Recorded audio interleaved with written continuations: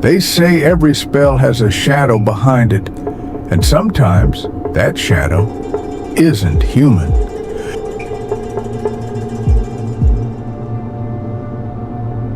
For centuries, humans have tried to control the unseen, to bend the will of jinns, to make them serve, obey, or destroy.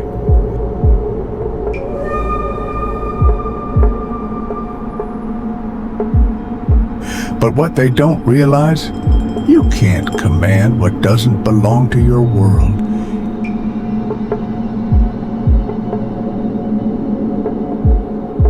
It begins with whispers, strange dreams, voices calling your name, movements in the dark corners.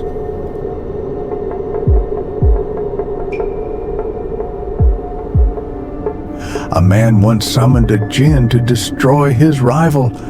For days nothing happened, until the rival vanished, and so did his wife.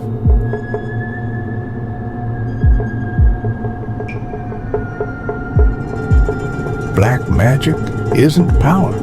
It's a deal, and every deal has a cost. The Jinn never serve for free.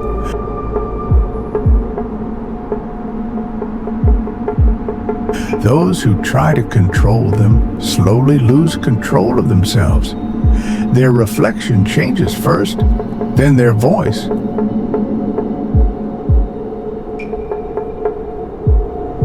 At first, they think they're winning, but soon the Jinn feeds on fear, on anger, on the soul. No one truly controls a Jinn through black magic. You only open a door, one that never closes. Even after the magician dies, the Jinn waits, loyal to no one, bound to nothing, searching for the next voice that calls its name. People still find strange writings buried beneath old houses.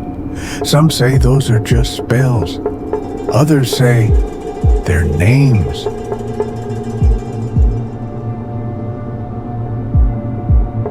Because black magic doesn't end when the ritual does. It ends when you do.